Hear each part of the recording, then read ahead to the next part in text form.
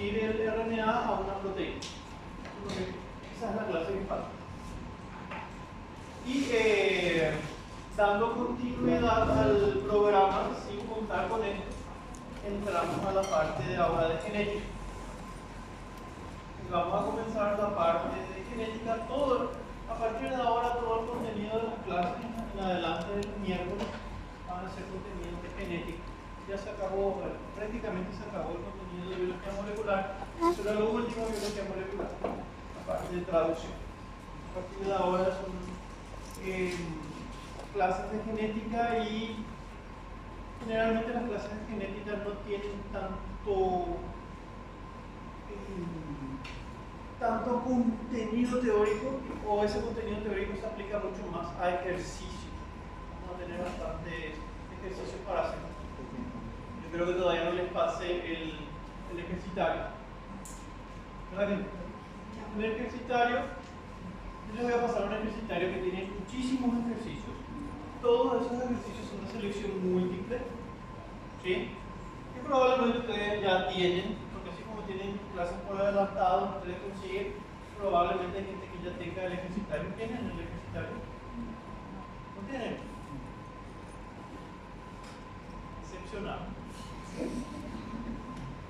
Sus contactos no fueron buenos. Les pasaron todo el material. Si nadie tiene el ejercitario, ¿qué les puedo pasar? Son muchos ejercicios, ¿sí?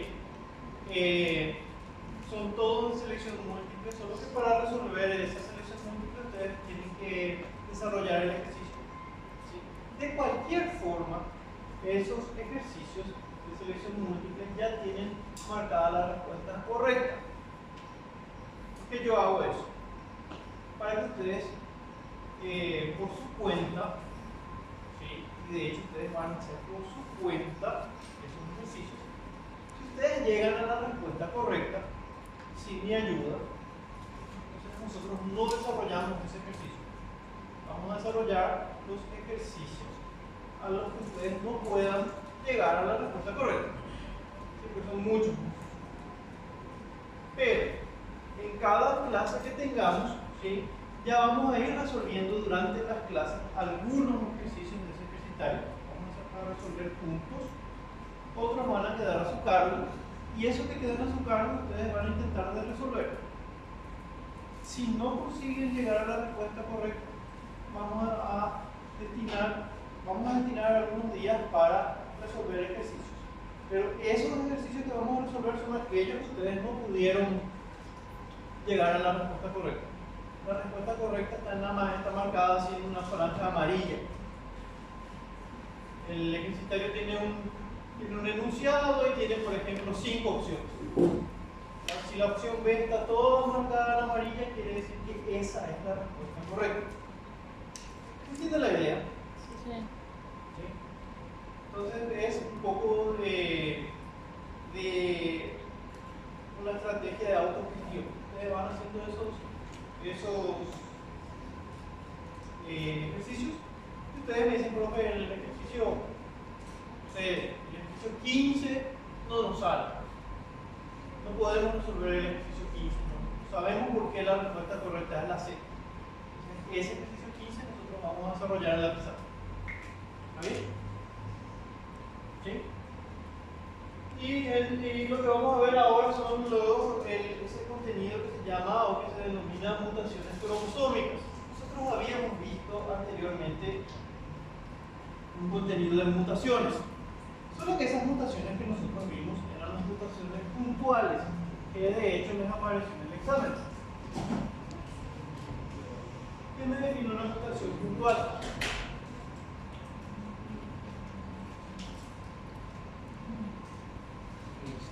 Nadie.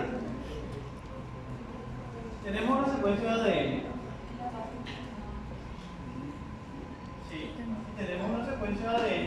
Una mutación puntual es una mutación que ocurre afectando a una de estas bases nitrogenadas. ¿Sí? Y vamos a suponer que esta secuencia de ADN obviamente está dentro de un cromosoma, ¿verdad? ¿Verdad que sí? Está dentro de un cromosoma. Esto es un pedacito muy chiquitito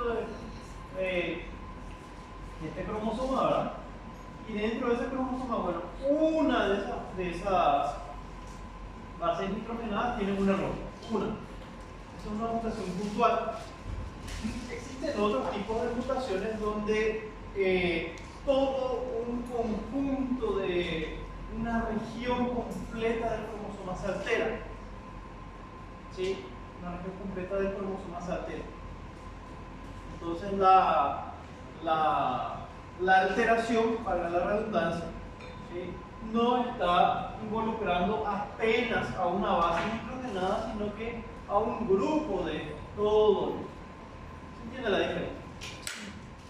¿Sí? La alteración, entonces, en una mutación puntual afecta, por ejemplo, solo a una timina. En una mutación cromosómica va a afectar a un fragmento completo de ese ADN. ¿Cuál les parece que es más grave? Sí, una mutación cromosómica puede ser más grave. ¿Sí? Por lo general, a veces una mutación puntual es más grave que una cromosómica dependiendo de qué gen está alterado. ¿Sí? Si el gen es demasiado importante para la supervivencia del organismo y ese gen se elimina, ¿sí?, por más que sea una única base nitrogenada que esté afectada, eso le puede comprometer la viabilidad del organismo. Depende. La respuesta es depende, pero por lo general una mutación cromosómica es más grave. Y esas mutaciones cromosómicas pueden darse en la variación del número de cromosomas o la variación de la estructura de los cromosomas.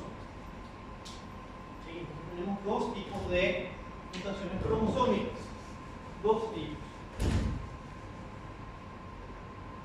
Por acá, mutaciones cromosómicas, vamos a tener dos tipos.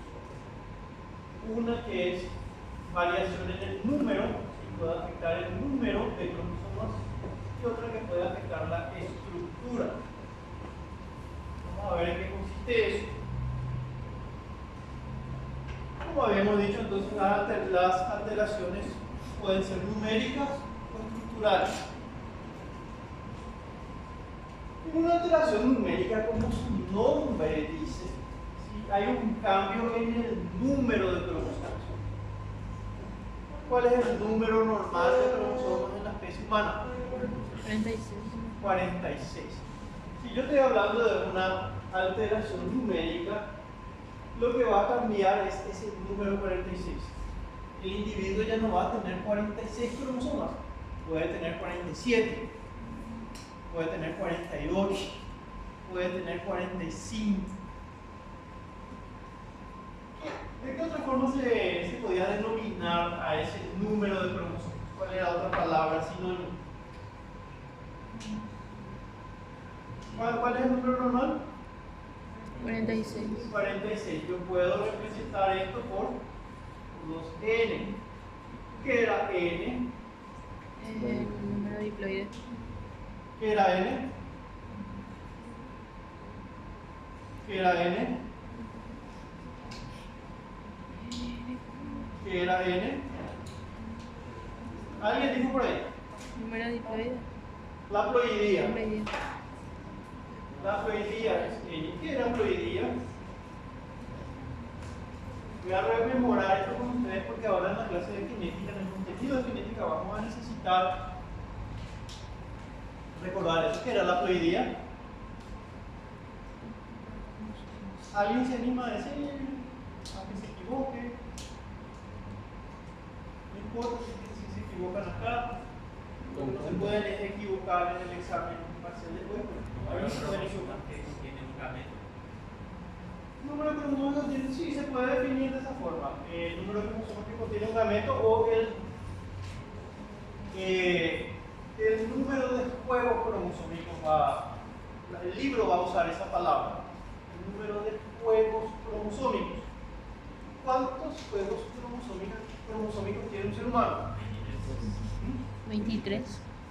Un ser humano tiene dos juegos cromosómicos. Ah, 2, cierto. La profe Gloria dijo eso. Dos juegos o dos conjuntos. ¿Por qué tiene dos juegos? Porque uno viene de la madre y otro viene del padre. Y como tienen dos conjuntos, se llama diploide. Ahora bien, dentro de cada conjunto, adentro de cada conjunto, ¿cuántos cromosomas hay? 23. Acá hay 23. ¿Sí? En cada conjunto, son dos conjuntos. Un conjunto viene de la madre, un individuo, el otro conjunto viene del padre. Por eso yo coloco, por eso por convención se coloca 2n. ¿Sí? Eso está diciendo que verdaderamente acá tenemos 23 más 23. 23 de la madre, 23 del padre. Dos juegos de cromosomas. Diploide. Y el gamento es haploide porque lleva solo los gametos. El gameto solo es haploide porque lleva apenas un conjunto de cromosomas.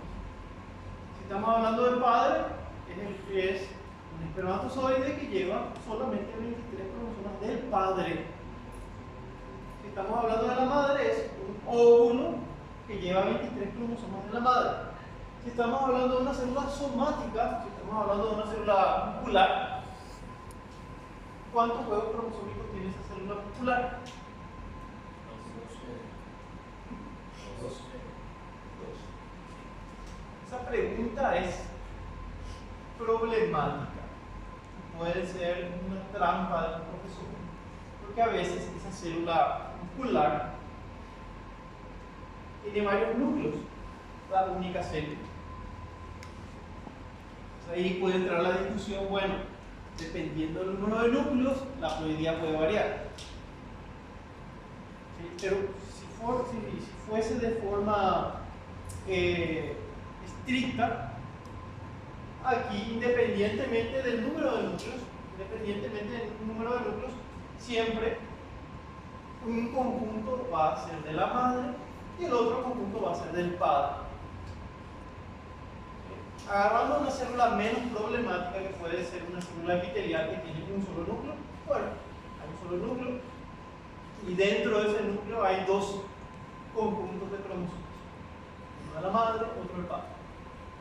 ¿Está claro eso? Y en una alteración numérica, esto va a cambiar, ahora va a ser 46.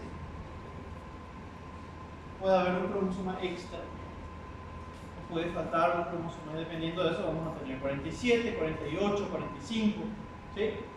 Eso en cuanto a la alteración numérica. ¿Está claro eso? Pero, y como la alteración numérica, se puede decir que es 2n. ¿Cómo? Se puede decir que es 2n. Dos. No, Dos genes no. Dos conjuntos. Sí. Dos conjuntos. Es diploide. Mismo la alteración. Sí. Hay dos conjuntos. Continúa existiendo un conjunto materno y un conjunto paterno. Eso no se alteró ahí. Lo que se está alterando es que dentro de esos está sobrando un cromosoma. ¿Hay alguna otra pregunta? ¿No? Entonces, en cuanto a una variación numérica. Básicamente, entonces, en una variación numérica, lo que ocurre es que en vez de existir 46, existe 47, existe 48, existe un 45. Eso forma parte de una alteración numérica. En una alteración estructural, que vamos a ver las alteraciones estructurales, vamos a ver eso en la próxima clase porque son más complicadas. ¿Sí? Lo que varía ahí es la estructura de ese cromosoma, no varía el número. No varía el número. O sea, la persona siempre va a tener 46. Entonces, ¿por qué si la persona siempre mantiene este número? Porque eso sería una alteración. La persona siempre tiene 46. Cuando tiene 47, bueno, le está sobrando un cromosoma. Pero si siempre tiene 46, ¿por qué sería eso una alteración?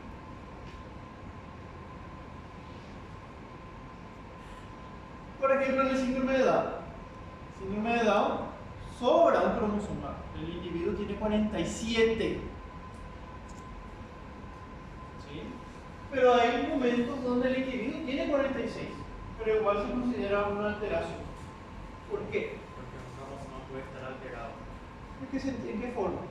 Se puede faltar un segmento. Le puede faltar un segmento. Por más que tenga 46, tal vez su conformación normal era esta. Pero en una alteración, cuando está alterado, además de tener esta conformación, le tiene un pedazo, un fragmento extra. Y eso ya es suficiente para que haya una alteración fenotípica. Esa palabra, alteración fenotípica. ¿Se entiende esa palabra? Fenotípica. Sí. ¿Sí o no? Sí. Todos. ¿Qué es? ¿Qué es el fenotipo? Fenotipo, las características físicas Las del individuo. características físicas visibles de un individuo. Entonces, esas alteraciones estructurales pueden incluir la pérdida de un segmento cuando se pierde un pedazo. Se pierde un pedazo pero se mantiene 46 igual.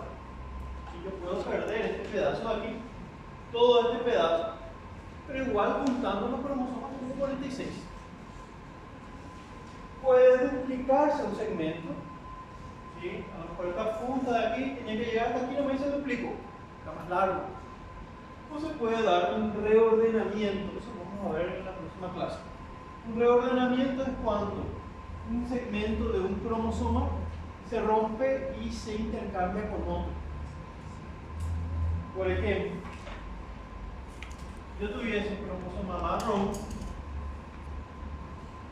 tuviese un cromosoma rojo, diferente. ¿Sí?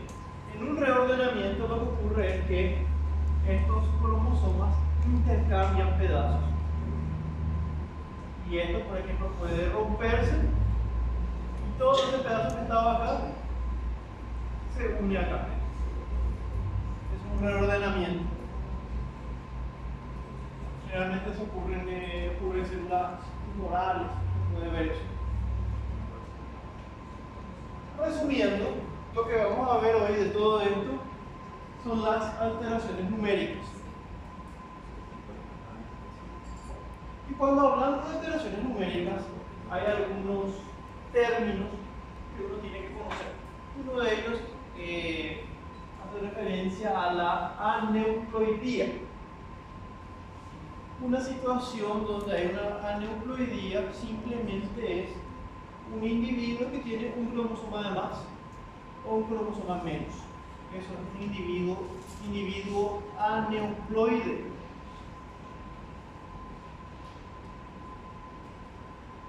Por ejemplo, yo tengo, y ahora para que puedan ver, lo que da allá en el fondo no ven.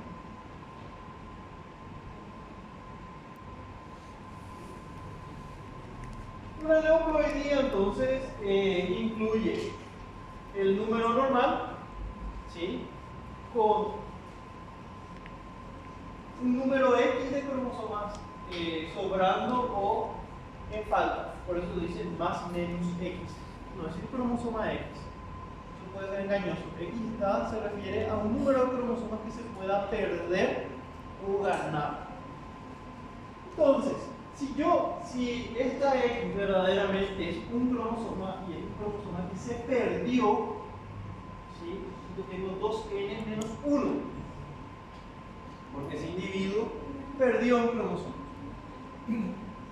¿Cuál era el valor de 2N? 46. Si yo le resto 1, tengo 45. Y como yo perdí 1, ese individuo recibe, la condición de ese individuo es una monosomía. Cuando pierde un cromosoma, se llama monosomía. Si por el contrario ese individuo gana un cromosoma, a eso se llama trisomía.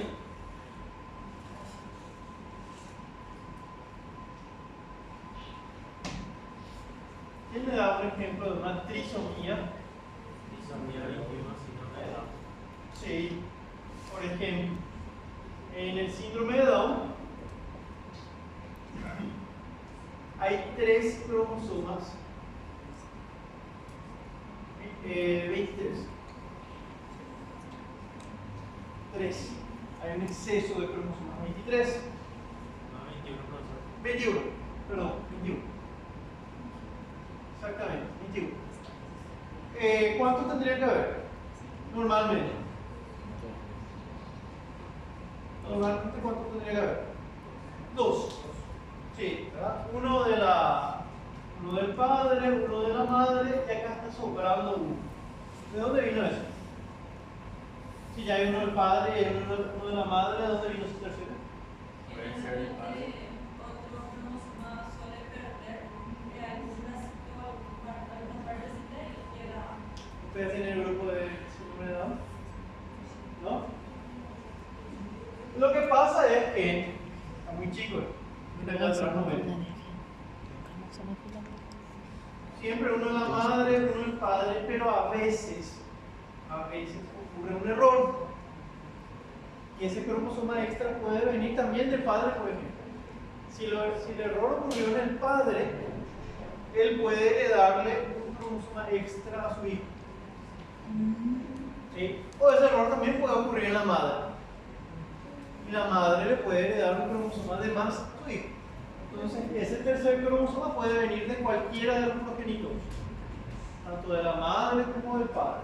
Depende en cuál de los progenitores existió un problema a la hora de generar el gameto.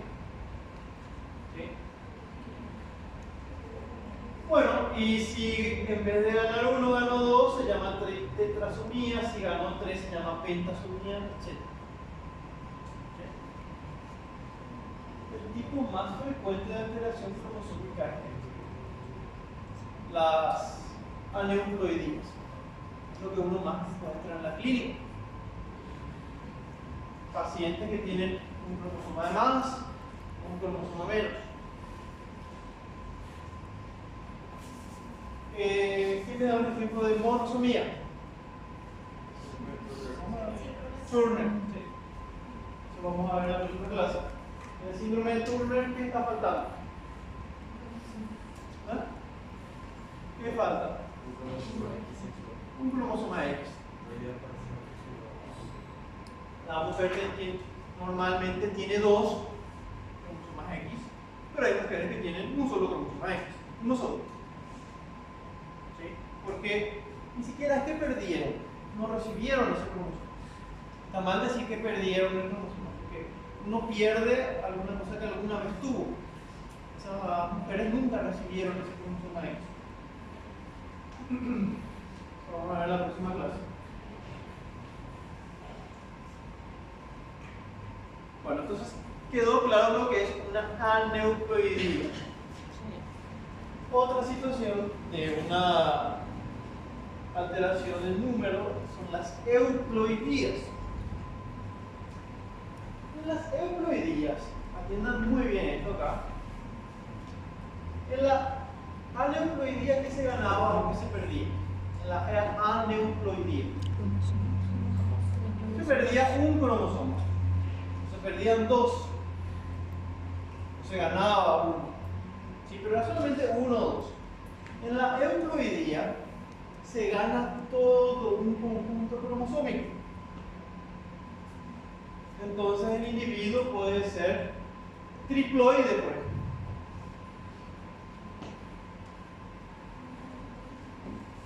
¿Entienden esa diferencia? En la aneuploidía la variación era de un cromosoma o de dos. En la euploidía, ¿de cuántos cromosomas estamos hablando? Si lo que varía es el juego completo. ¿De cuántos cromosomas estamos hablando? 23. Porque ¿cuántos cromosomas tienen un juego? ¿Cuántos cromosomas tienen un juego? 23. La especie humana tiene 23. Recuerden eso. Entonces, si yo estoy hablando de diploide, que es lo normal, ¿verdad? Yo estoy hablando de 23 más 23, porque hay dos juegos. y esto sería 46. Pero si en este individuo lo que varía es un juego completo que por lo general se gana, ¿cuántos cromosomas estaría ganando este? Ganando, ¿cuántos cromosomas? ¿Eh? Más 23. Un juego completo. ¿Cuántos cromosomas tiene este entonces? 69. 69. Y esto está bien como 2N, esto ya no es normal. 3N ya. 3N. Los triploides. Generalmente individuos triploides nacen y luego, en un momento breve en el parto, ¿sí? La tasa de supervivencia es muy corta. No sobreviven mucho tiempo después del parto. No existen individuos triploides humanos que nosotros podamos encontrar caminando. Y acá, no van a encontrar eso. Bueno, en algunos casos, en otros casos más raros, ¿verdad? El individuo puede ganar incluso 23 cromosomas. Otro juego completo. ¿Sí? Ahí ya va a ser tetraploide. Entonces, si ustedes tuviesen que diferenciar esa aneuploidía y euploidía, ¿cómo diferenciarían en términos simples? La aneuploidía se gana o pierde un cromosoma, mientras que en la euploidía se gana o pierde un juego completo. Un juego completo. ¿Sí? En la aneuploidía se gana 1, 2 o 3 cromosomas. Puede ganar 4 cromosomas también. ¿Sí? La cosa es que en la euploidía todo el conjunto se gana o se pierde. El conjunto completo, 23. ¿Sí? ¿Claro eso? Sí.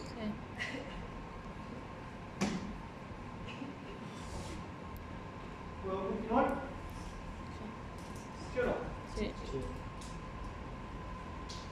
¿Y por qué ocurre eso? Porque a veces un individuo tiene más cromosomas o tiene menos, que en vez de tener 46, tiene 47, tiene 45. ¿Por qué? Eso ocurre por errores en la no disyunción.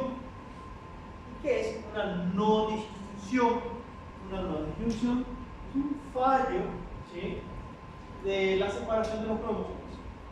Cuando los cromosomas tienen que migran ayudados de qué? ¿Qué les ayuda a migrar en la división celular? ¿Cómo se llama eso que les ayuda a migrar? ¿Ah? El uso mitótico, que está formado por microtúbulos. Esos microtúbulos pueden fallar. ¿Sí? Y cuando fallan, por ejemplo en el síndrome de Turner, ¿sí?, el síndrome de Turner, cuando se formó el gameto, en la formación del gameto falló ese microtúbulo que ustedes en algún momento estudiaron y que hablaban, tenían que leer el libro y decían, bueno, ¿para qué tengo que estudiar estos microtúbulos que están acá en el citoplasma? Esos microtúbulos fallan y se puede perder un cromosoma y ahí tienen un paciente con Turner, con toda la clínica médica que ustedes van a tener que ver de ese paciente. ¿Sí? Pero el origen de esa condición, patología, se dio por causa de un fallo en la disyunción de cromosomas, mediada esa disyunción por los microtúbulos del citoesqueleto, que no funcionaron bien.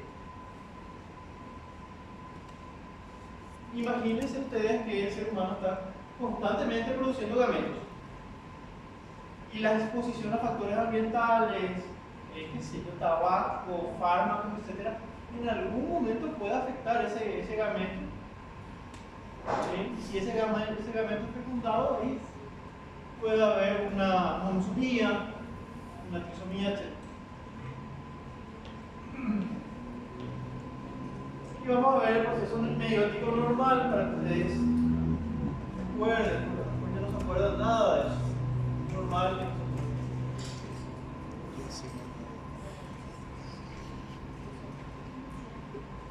¿Ustedes se acuerdan del proceso meiótico normal? Esos cromosomas se condensaban, ahí están representados los homólogos, esos homólogos formaban sinapsis, luego esos homólogos se colocan en la placa ecuatorial, intercambian fragmentos, ahí está el uso mitótico, son microtúbulos que van a interactuar con los cromosomas. ¿Sí? Y esos microtúbulos son los responsables de repartir esos cromosomas cuando esa célula va a dividirse. Son muy importantes. Fíjense ahí, en algún momento del video, esos microtúbulos van a hacer migrar esos cromosomas. ¿Sí? Y esto tiene que funcionar de forma correcta. Si falla, este cromosoma se puede perder. Perder un cromosoma implica una monosomía.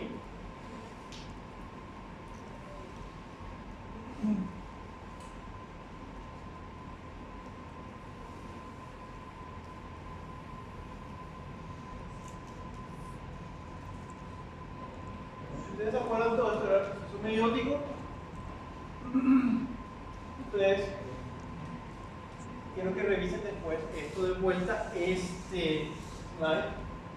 ¿Sí? Yo les voy a explicar este slide con otros. Esa no disyunción, ese fallo de la repartición de cromosomas puede ocurrir en cualquiera de las meiosis. ¿Se acuerdan que las meiosis tienen una meiosis 1 y una meiosis 2? Puede ocurrir en cualquiera.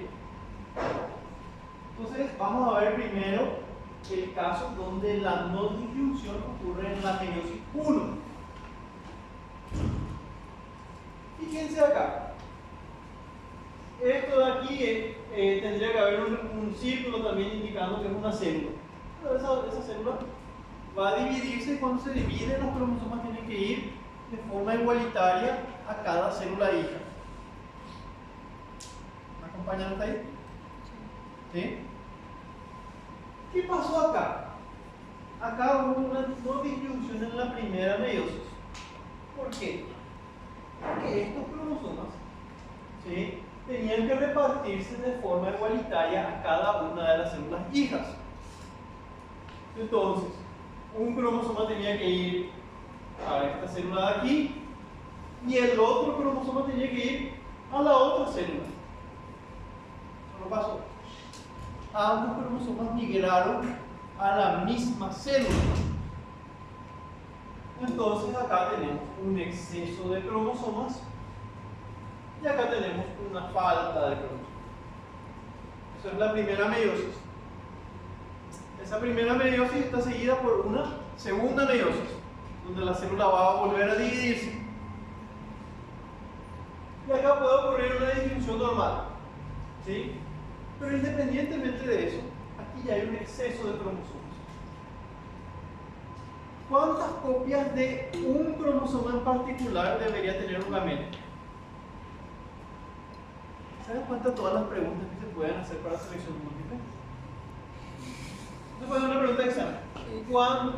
Normalmente, cuántas copias de un cromosoma individual debería tener un gameto?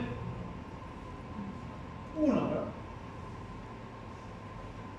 Un ser humano, Pedro. ¿Cuántos cromosomas él tiene en su cuerpo? ¿Cuántas copias del cromosoma 23 tiene Pedro? Él no tiene ninguna patología. Dos copias. Dos Cromosoma copias del 23. cromosoma 23. ¿Sí? Dos copias. A la hora de formar gametos, ¿sí?, sus gametos tienen que tener solamente una copia del 23. ¿Verdad que sí? En este caso, supongamos que esto es el cromosoma 23 y que estos son espermatozoides. ¿Cuántos cromosomas 23 hay acá? Dos.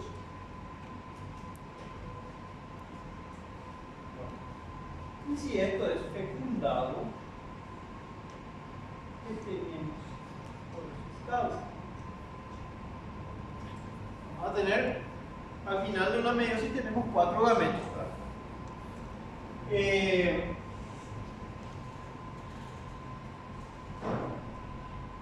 Vamos a suponer que estos son espermatozoides. Este es un óvulo, este de acá.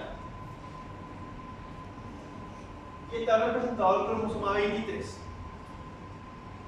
Si este espermatozoide fecunda este óvulo, ¿cuántos cromosomas 23 hay? ¿Cuántos hay? 3, y tenemos una trisomía. Ese individuo va a ser un individuo con síndrome de Down. Lo mismo, si este otro espermatozoide fecunda este óvulo, ¿cuántos cromosomas 23 tiene el individuo? 3, trisómico.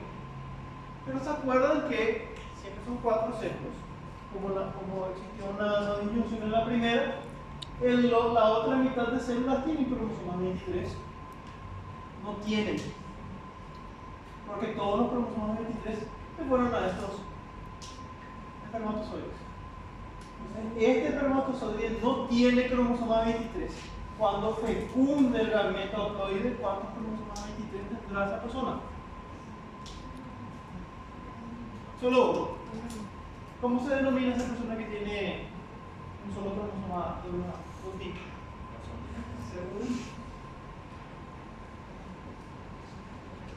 Monosómico. ¿Cuántos cromosomas en total va a tener él? 45. 45. Este tipo de ejercicio ustedes tienen que saber hacer.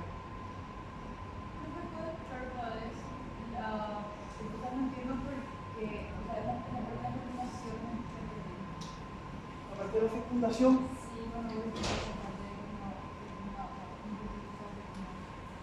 Solo la parte de fecundación.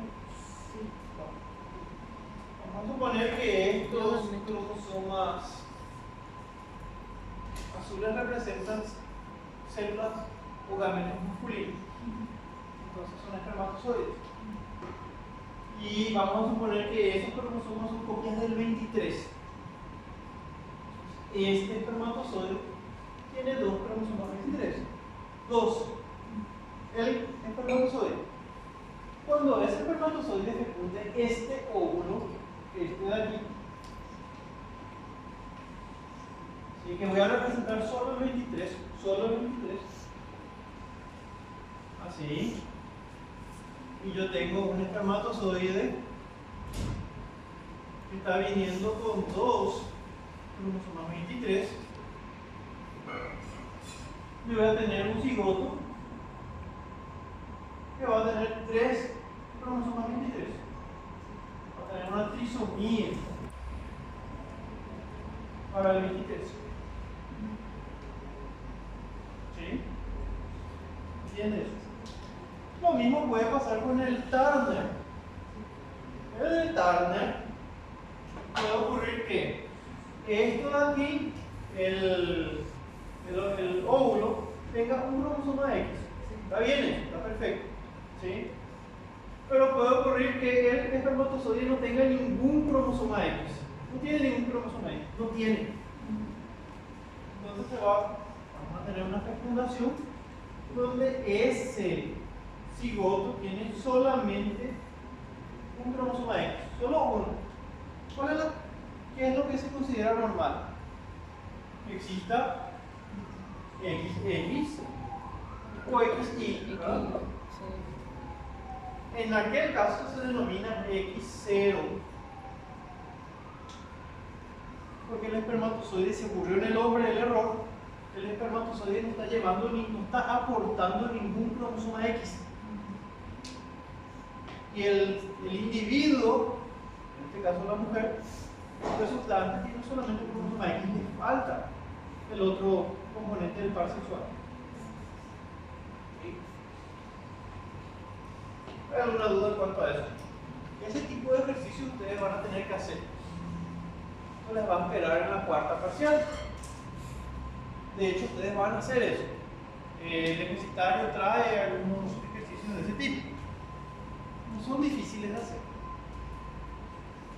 La dificultad a veces está en intentar descubrir si esa no disyunción ocurrió en la primera o en la segunda meiosis. Vamos a ver ahora la segunda meiosis.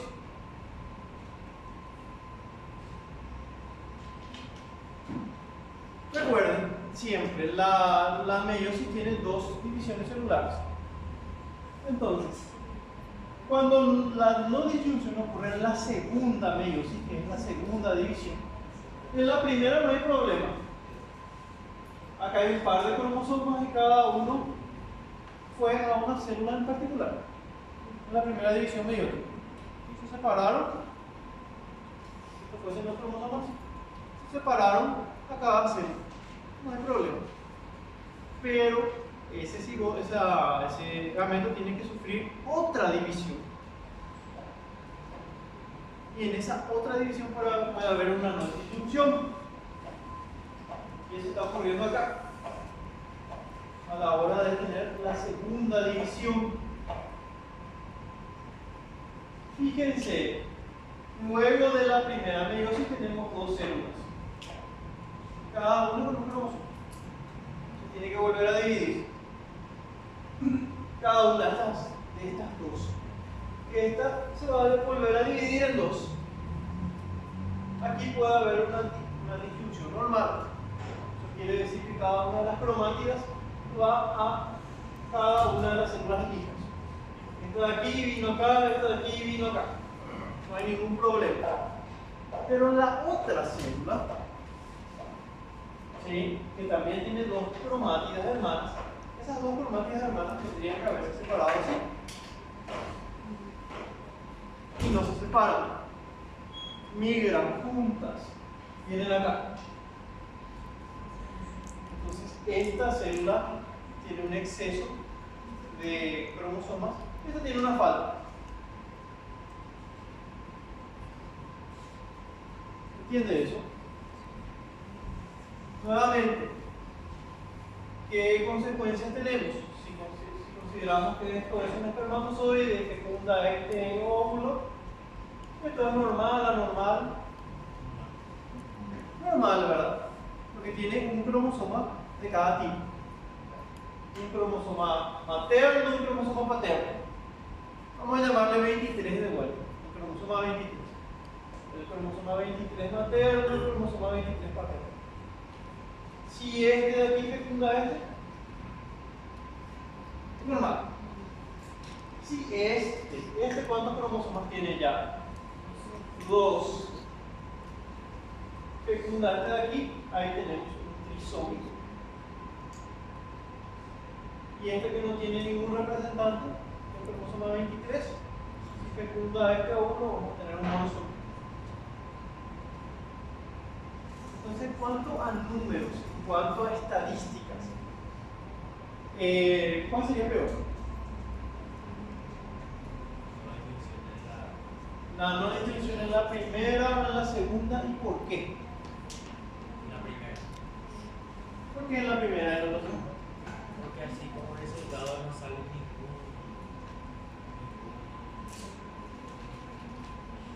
ningún gameto normal. ¿Qué pasaría si el masculino tiene 2 cromosomas, pero la mujer no tiene ninguno?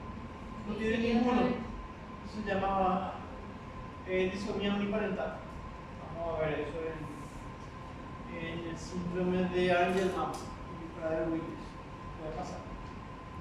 Eso también, esa pregunta es muy importante. Porque ahí se va a mantener el número. Pero tendría que haber uno de cada, uno de la mujer y uno del papá. ¿Sí? Por más que vos tengas dos del cromosoma 20, por ejemplo, pero si son del mismo parental, no funciona. Siempre tiene que ser un cromosoma materno y un paterno. Volviendo acá, ¿por qué es más grave aquí? Porque si nosotros consideramos los individuos resultantes, ¿hay alguno normal acá? Si hablamos de porcentaje, ¿cuántos son trisómicos? ¿Cómo está? 50%. 50% son trisómicos. ¿Y el otro 50%? Bueno, son dos. Si hablamos de porcentaje aquí, 50% dice. ¿50% qué? Normal. 50% con algún defecto, ¿verdad? Y de entre eso, 25% van a ser trisómicos y 25% no son. Si la no disyunción ocurre en la segunda meiosis, yo tengo chances de que la mitad de los gametos me den un resultado normal, por lo menos la mitad, cuando ocurre en la segunda división. Pero si la no disyunción ocurre en la primera, todos los gametos son normales, el 100%. Como pueden ver, el 100% va a generar un individuo con una alteración numérica. ¿Está claro eso? ¿Entendió? Les vuelvo a repetir, este tipo de ejercicios, de conceptos y de saberes tienen que dominar porque se van a encontrar con eso, ¿no? ¿Verdad que sí? En la parcial y en la final, las no disyunciones. Si no recuerdan muy bien procesos de meiosis, ya es el momento de que ustedes revisen eso de forma general. De cualquier forma, vamos a hacer ejercicios para que ustedes intenten ya también recordar esos conceptos. Ustedes tienen que ser capaces de intentar sospechar, ¿sí?, en un ejercicio que les va a decir Ana María fulana tiene tal condición. Intente distinguir si esa condición se debe a una no disyunción en la primera o en la segunda meiosis. Ustedes van a ser capaces de hacer eso, de argumentar, ¿sí?, y descubrir en qué la no disyunción en qué meiosis ocurre, en la primera o en la segunda. Bueno, acá tenemos el síndrome de Turner, que es una monosomía. Ya les dije que es cero, pero no voy a hablar mucho de eso porque hay un grupo que tiene que presentar ese trabajo. No solamente coloqué como ejemplo de monosomía. Existen monosomías parciales también, donde no se pierde todo el cromosoma, pero se pierde un pedacito. ¿Sí? Este síndrome de aquí, que en español es escondido de gato, se pierde un pequeño fragmento del cromosoma 5. Y eso se llama monosomía parcial, porque no perdió todo el cromosoma, pero perdió un pedacito. Ustedes pueden ver después por qué se llama escondido de gato. Van a encontrar eso en su libro. ¿Qué recibe? La monosomía y la aneuploidía sería lo mismo. Sí. La monosomía es un tipo de aneuploidía. Otro tipo de aneuploidía es una trisomía. ¿Qué es una poliploidía? Una poliploidía es esto que está acá. Cuando nosotros hablamos de euploidías, ¿se acuerdan que el individuo ganaba un juego completo? Entonces, si el individuo es triploide, ya es poliploide. Si es tetraploide, es poliploide. Mayor que 2, poliploide.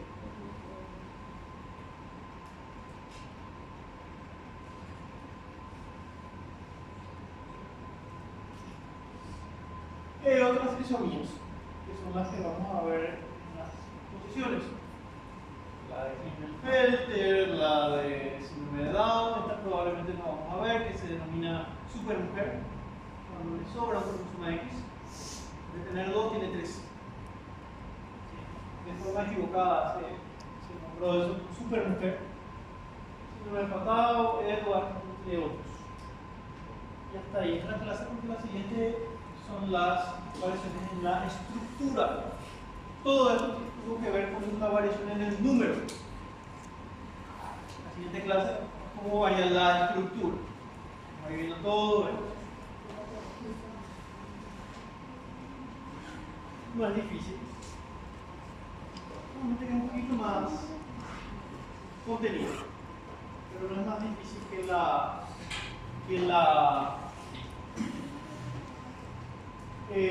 la variación numérica. Hay una dificultad, ya les aviso, que son en este caso de las inversiones, para que tengan en cuenta. Ese ejercicio es un poco complicado. ¿Sí? Ya les aviso para que en la clase que viene presten atención a eso. ¿Qué es una inversión? Y es lo último que les voy a decir. para que en la clase que viene, como les digo, atienda. Una inversión, voy a mostrar. Una inversión se da cuando tenemos un cromosoma, este cromosoma de aquí, sus segmentos en este ejemplo están mostrados con las letras A, B, C, D, E, ¿sí? Las regiones del cromosoma. Una inversión se da cuando el cromosoma sufre dos rupturas, se rompe en dos lugares diferentes. Ahí y ahí voy. Se rompe ese cromosoma en dos lugares. ¿Por qué se rompe? Por algún agente externo, puede ser un producto químico, radiación, ¿sí? Tabaco, etc. Y no apenas que se rompe y se separa del cromosoma y gira, se invierte, porque se llama inversión. Y no solo se invierte, sino que vuelve a incorporarse en ese cromosoma que se había roto. Es una cosa muy rara. Ese cromosoma se rompió, giró y se volvió a unir. Ese es el caso más complejo de alteración estructural. Para la siguiente clase.